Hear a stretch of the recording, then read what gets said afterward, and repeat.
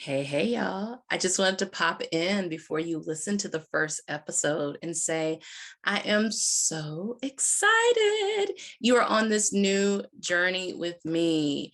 Don't lie to your life coach, y'all. It's the podcast that I want to help you to feel connected to yourself. Again, if you're already connected, I want you to go deeper in that connection. I want you to experience the life that you want. And the reason why I did a podcast really was because, hey, ain't everybody gonna pay my rates to work with me one-on-one? And they're going up, y'all. Ain't everybody gonna pay that, right? And that's okay. Not everybody's gonna hop into one of my courses that I have. And that's okay, right? But this is available, always free for you to experience my philosophies, teachings, my coaching of you to feel the best in your life. And also, I want to say this, that my sincerest hope is for you to experience hope. I know some of us are on mental health journeys where hopelessness can definitely show up, and some of us are working with psychiatrists, psychologists, therapists. I am none of those. I am a coach, and I do love the way coaches work in tandem with other mental health professionals. But what I get to do is point out different things along your journey. So we're going to be talking about all the things. Like, I think I have an episode called C minus sex, and I've got some episodes on midlife vanity. By the way, I was looking in the mirror today, y'all, naked, and I was like, girl, you look good. Look at them hips pulling away from that waist. Boom, bow, sis, boom, bye. I was looking good. So anyway, the point is that we're going to talk about all the things that affect folks over 40. Okay. Now, my younger folks, please come, join, listen. You get to hear some of the same things are affecting us that are affecting you. But I did want a space for people who are in the second portion of their life to feel their best. And so, yay, today is the day. Come every Wednesday, join me here. It's going to be a different episode. I literally have 7 years of topics. So bring your little cute ass here and come and enjoy and learn about, what you want in your life and how to get it unapologetically. I had to say unapologetically. You just needed it unapologetically. All right, y'all. Take a listen and holler at me on Facebook, on Instagram, leave a YouTube comment. All the videos will be turned into YouTube videos, so you'll be able to watch. And remember, I'm busy, you're busy. Go ahead, listen to the podcast on your walk. Listen to the podcast when you're, if you're making dinner, someone's making dinner for you, I hope, because I never like making dinner. Take a listen when, you're in the car going wherever, or if you're on the train or whatever you're doing. It pairs very well with you doing something else. That's how I like to listen to podcasts, at least. So I cannot wait. And mwah, y'all have a good one. Take a listen. Hey, you're listening to Don't Lie to Your Life Coach podcast with Kim Arrington. I'm Kim Arrington. I'm a life coach, a weight loss coach, an author, and a badass passionate about helping you connect back to your most authentic self. Join me here each week so I can coach you on how to think all those juicy thoughts that get you feeling your absolute best and taking some big ass action. Coaching has changed my life, and it can change your life too. I'm here to give you real life solutions to create a life you'll love. Because the truth is, boo, you ain't just got problems, you got options.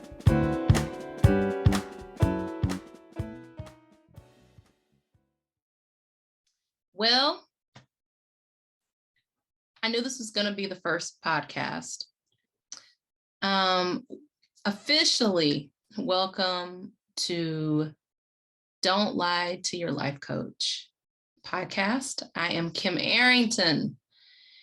I think you heard the intro. You already know I'm a life coach. I'm a weight loss coach. I'm an author. I'm all these things. I'm looking to see if my camera is too dirty. Hold on, I'm going to wipe if you're watching me on YouTube, you see me wiping the camera right now. That's kind of my thing I do. Okay. I've recorded a lot of podcasts and nothing struck me as being the one. We do have some company. It's a little ass gnat flying around. I don't know why he doesn't just swan dive into my smoothie over there. I left unconsumed, but he likes buzzing in my ear. So there you go. Today's topic is really close to me. I walk in the woods. You guys are going to hear a lot of hiking talk. I'm a big hiker. I live across the street from a nature preserve. I walk there almost every day. And I was walking in the woods saying, what's going to be my first episode? And, I'm having this conversation with spirit, my higher self. I don't know, Houdini. And it came to me that I hadn't recorded it yet, which, it's kind of annoying when you've recorded almost 30 episodes. But I don't like recording the podcast when anyone's in the house. My husband went somewhere. I was like, let me seize this moment. But I was walking in there and I was like, what do I need to record about? And it just came to me so easily. I need to talk about, I just want my hope back.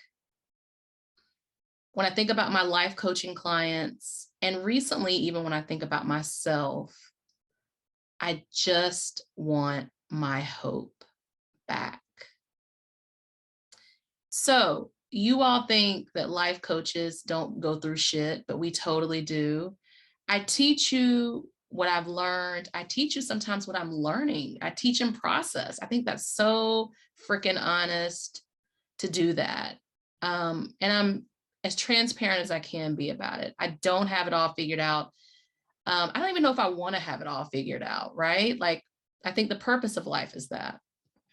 So as I was walking in the preserve, I was like, I just want to reclaim my hope. I want to bring my hope back from places that I deposited it and forgot or didn't want to touch. And I want the same for you.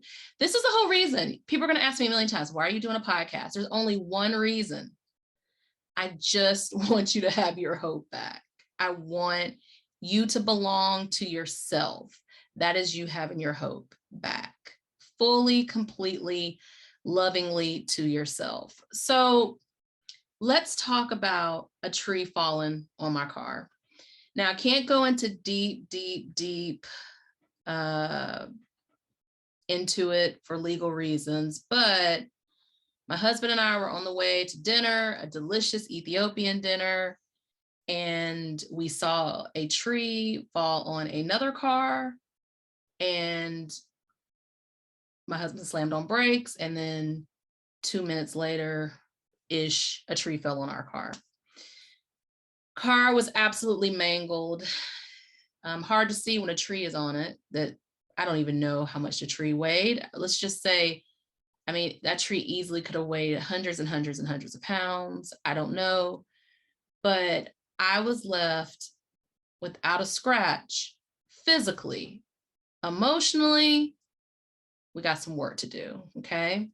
My husband was injured.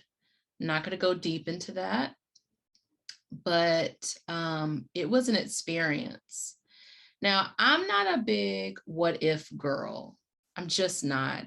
I'm probably a little too practical for that because so many of the what ifs have happened in my life, but obviously when you could have died in that same weekend, in 2 separate incidences, 2 other people died, one in Asheville, North Carolina, which is in the mountains from where I am. I'm in Durham, and then one in New York with a tree falling on them or branches.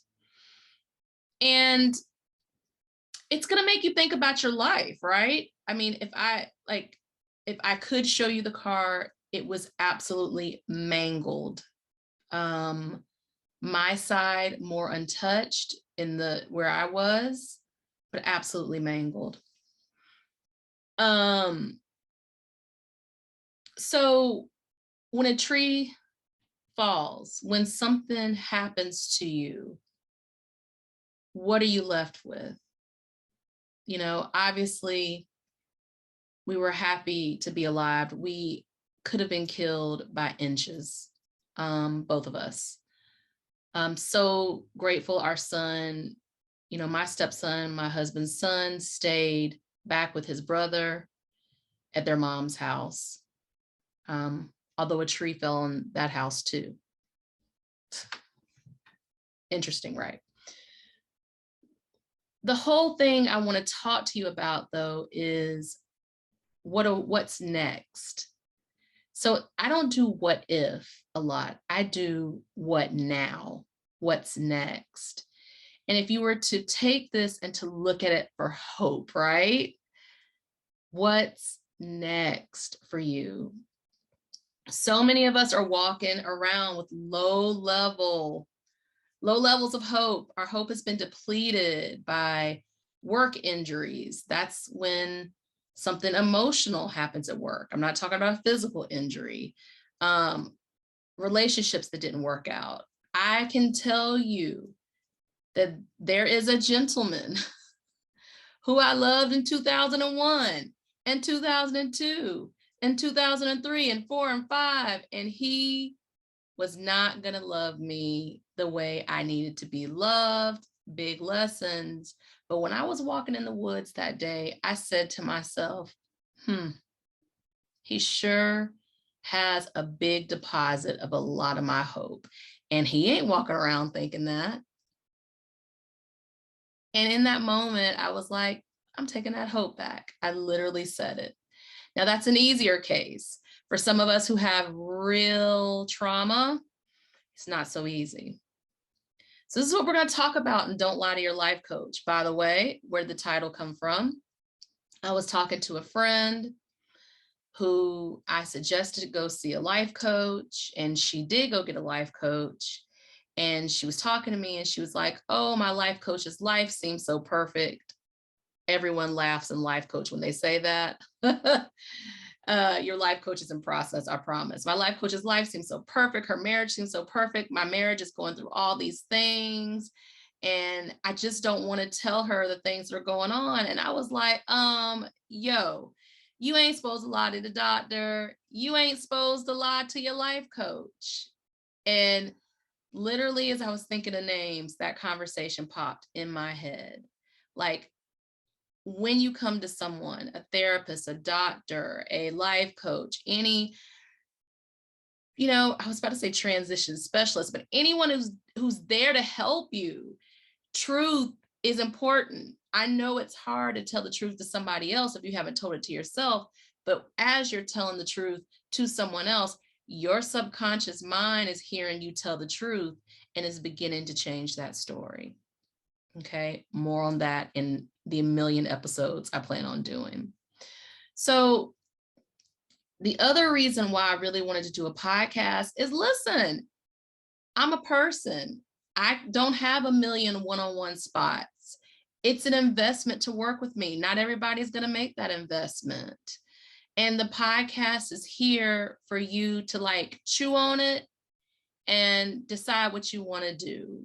You know, if you want to hop in a course, if you want to get on my wait list to be coached, you know, if you want to find your own life coach somewhere else, right? And as I expand into offering business coaching and a certification for coaches, then you might work with me professionally, which is super exciting, super damn exciting.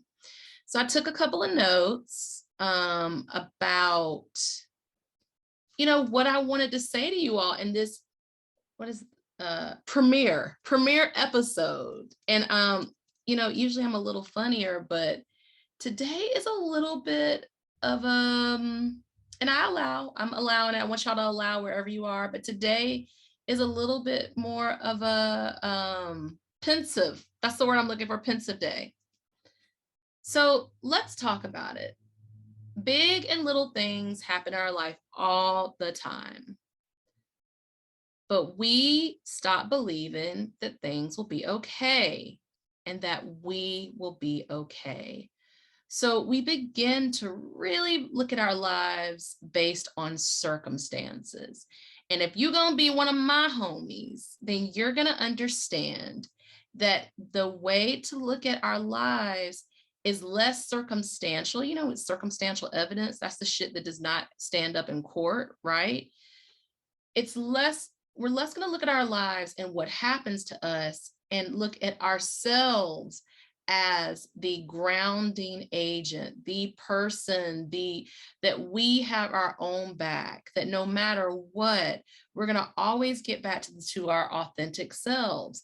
We're going to grieve that passing of that person. We're going to grieve that relationship working out. We're going to grieve that job we once loved and we just hate it now. We're going to move past that. We're going to feel those feelings. And then we're not going to just look at all the things like that batter us back and forth in life. We're not even going to look at it in that way. We're going to know that things are going to happen. Small things that kind of erode at you over time, bigger things that slap the shit out of you, right? I think of traumatic loss. I think of those people who lose multiple family members. My goodness, when I think about traumatic loss, I think about, I don't know the woman's name, but I think about the woman who was on that boat with family members and lost so many of her family members. But traumatic loss can be, I mean, honestly, it can be just one person. It can be the impact of the loss, right? But it's these things that happen to us. And our hope, we engage to believe that we have a future, that we have a present even, that we are going to be able to pick ourselves up. We don't have to understand why. We don't have to do it on our own. Hello, hire a life coach. But we will get back to a place where some of the things we used to do, we still do and we enjoy them. We don't have to know how, why, we don't have to know the 5 W's yet, but just a little pin light of hope that we're going to get back to a place of wanting to do a day. What I mean by doing a day is showing up and being here with all of us, with yourself, with the present, like being in your life. So this is how this podcast is going to give back to you. We're going to chop those things up. Okay. When it comes to hope, we want to think about what's your hope's kryptonite? Like, what is it that gets stuck in your craw? What is it that bothers you so much? That gives you information on what direction to heal in. Because here's the thing, so many of us have traumas and griefs that have stuck in our DNA since we were young, very young, 10 and under, that we still are living every single day. And when you make that conscious, when you realize you're dating men just like your dad, because your dad was unavailable and you didn't feel seen, you didn't feel chosen, and you are on repeat. Can I get a witness? You are on repeat in your life. That is your healing. That's the universe pulling you back into that experience to let you do it different. And honey, that boy from 2001 to 2005, ooh, did he teach me? And I do it different now. Okay.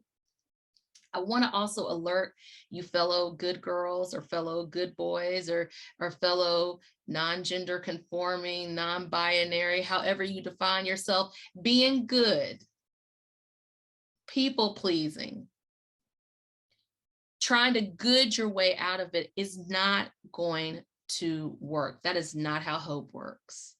I'm going to do all the things for the others, and then they're going to turn around and see how valuable and wonderful and amazing I am, and they're going to do that for me. No, that is not how it works. Now, there are reciprocal relationships, but most people who are trying to good themselves out of things, good themselves into the lives of others, showing people how good they are, you don't usually attract those. You usually attract takers.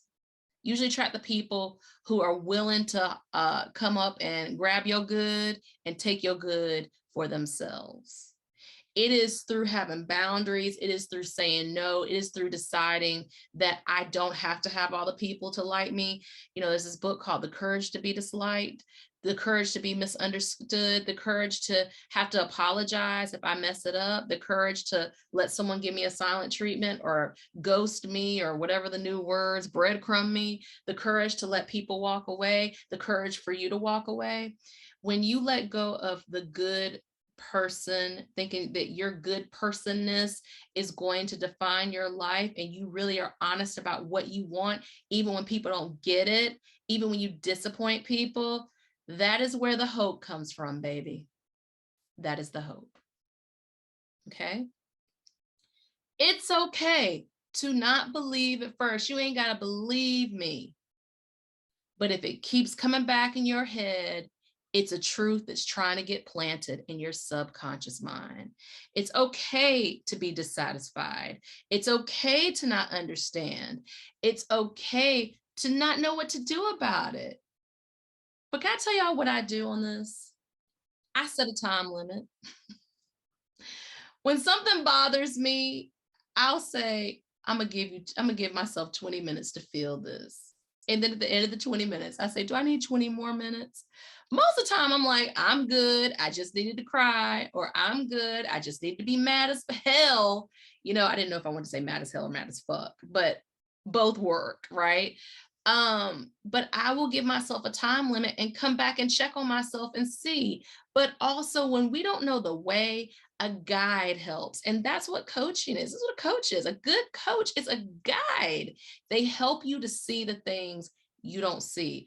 Bruh, you about to step on that copperhead. Bruh, that goes off a cliff. Oh, did you see those beautiful wildflowers? You're that wildflower that you haven't been noticing. You're that beautiful wildflower. Almost did a poem right there. All right. You're in good company, y'all. You are in good company. If you've made it to midlife, I call it midlife suck, where you're like, one day you wake up and shit ain't right. You don't understand why you're feeling this way. That is designed, that's spiritually designed for you to wipe away the crap and come back to the authentic version of you. So that feeling you have is like some shit you're trying to make happen that you don't really want to make happen. And the universe is like, yeah, I can't abide you on this. I can't stand by you on this. And you are saying to yourself, I'm lying to myself to try to make this relationship, to make this job, to act like I'm happy. This is, that's what the midlife suck is. It goes away when you are willing to feel uncomfortable by telling the truth. You're in good company. The universal language of humanity is trauma and joy. So looking at that trauma, being willing to not feel better at first, I promise you'll feel like a shit sandwich at first. Keeping with that trauma, staying by your side, being that good friend to you, using your good for you, which is how you're supposed to use it. You need to good yourself before you take the good out to everybody else. If you stick with that, you can look at that trauma and you can decide what you want to do with it. It could take a long time. It might take 5 minutes. You'll never know if you don't look at it.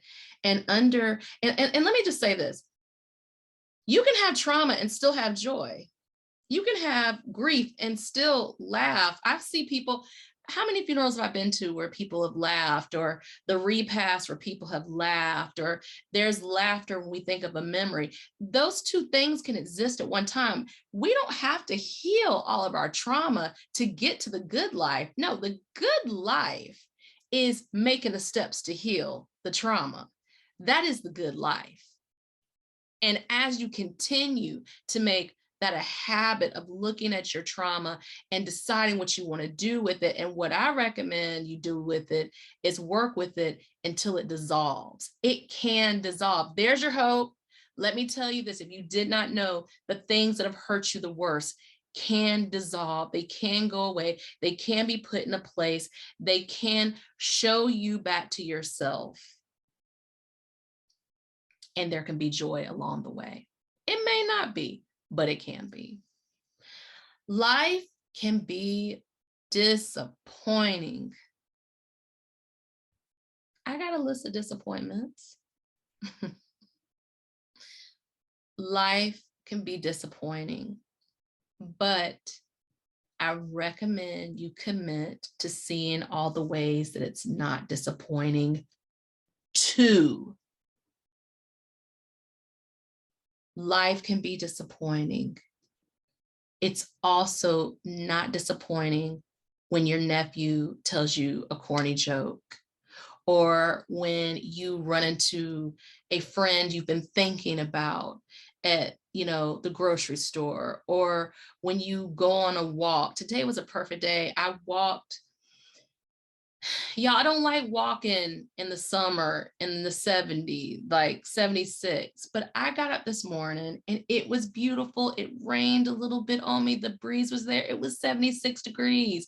And I literally said to myself, I have my ass on my shoulders about the temperature in the summer. I prefer the 60s. I prefer running in the 30s, in the 40s, in the 50s. But I was like, this is so beautiful. And now I can rewrite my brain. And when I look on my phone, because I stalk my weather app, when I look on my phone, it says 76. I can still get out there and have an experience because I have rewired my brain. And that's the thing about disappointments. We don't have to, everything happens for a reason, they say. We ain't got to do that, right? You don't even have to do that. But you can just realize that alongside of disappointment, there's some other things that are happening that aren't disappointing. And usually we let disappointment run the show. And I want to teach you how to look at that disappointment and also take in the full landscape, the full emotional landscape, feeling all your feelings. Okay? You're going to learn how to be tolerant of not being satisfied right away, of sticking in that to see what's on the other end of that, because that's where hope is. Okay? This is the last one. You can borrow hope from other people. You can borrow belief from other people. You can look at the way someone sees you from other people. I'm going to tell y'all this quick story. So I was looking at my naked self in the mirror the other day, and I was like, ooh, naked self, Kim, you looking fine. And I have an hourglass figure, and thanks, Mom. Thanks. The hips, thanks, Mom. The waist, thanks, Mom. So I've been on this weight loss journey, and I looked in the mirror and I saw how my hips and my waist were pulling apart from each other. And that hourglass was coming in like, bam, boom, bap, boo, bap. It was like, and I was like, and it reminded me of a story back when I lived in New York. This is before 9/11. And I'm name dropping. No, I'm not going to say the name. I was at a rapper's house. He's a well-known rapper. And was a bunch of us there, and they decided they wanted to go to the club. And that was my Earth Mother phase. So I know I had on a flowing skirt and a short natural. And, I was Erykah Badu in it. What was that? That was 2000, 2001. So that is about right. And Jill Scott in it. And I was like, well, I don't really have anything to wear. And he was like, yeah, I think my mom, and by the way, this is a New York mom, so he spicy. Like, he was like, I think my mom has a dress. And I was like, your mom is a little thing. Now, back then, I was, even smaller than now. He said, no, I think I have something for you. So he dug in the closet, pulled out this dress, y'all. It was tiny. I said, okay. I put the dress on. And, went to the bathroom, put the dress on, came back out. And he was like, damn, you got a Coke bottle figure. I had no idea you had a figure like that. And it was really interesting because most of what men have said about me, I already knew. And yeah, like I knew I had an hourglass. But I was having this whole other experience. And in that moment, he basically said to me something that kind of made me think. I still think about it now when I put on clothes. I'm not an earth mother anymore. I like my clothes to be fitted. I like to show my little Coke bottle. Okay. But it was just this experience of me seeing in him seeing me in a way I hadn't seen myself. That's borrowing things from other people. If people think you are the kindest person, if people think you are, wonderful at doing this, if you inspire people, if people see how your seriousness, helps them get to what it doesn't matter, borrow their belief. And I'm going to tell you, if you're going to borrow something from people, borrow their hope, borrow the way they see you if they love you. And if they really see you, especially when you're having a difficult time seeing yourself in the midlife suck. The midlife suck transforms. Hope is the easiest way to do that. Like, yeah, okay, you're going to do some work. Granted, you're going to do some work. But beginning to see things as they really are. So yeah, I loved that guy seeing me in a way that I hadn't really seen myself since, I don't know, early college or whenever, like trying on an identity. It fit. I accepted. I knew that woman. I didn't look in the mirror and say, ooh, look at my Coke bottle. I was like, oh, okay, the dress will work. It's fine. So borrowing the ways people see us sometimes is helpful, especially if it gives us an experience of ourselves that we either haven't been able to locate in a while, or we're reminded of, or it's a new experience and we want to get to know that experience. Y'all wanted me to say the rapper's name. I was not saying the rapper's name, and he is a well-known rapper. Anyway, the point is, I actually hope I'm going to send him this podcast so he can laugh about it. The point is that we are allowed to engage hope again. Y'all, if you want to change your life, this is the way. Just because you thought you were going to end up with this person and it did not work out, do you really think the universe only works in that one dude being the love of your life? Really? Do you really think the universe can't give you a child in other ways? It doesn't have to be biological? Really? I'm not saying it doesn't hurt. I'm not saying don't feel your feelings. Do you really think you're only supposed to love one job and they lay you off and that's the only job you're supposed to love? Really? Y'all, the house you love.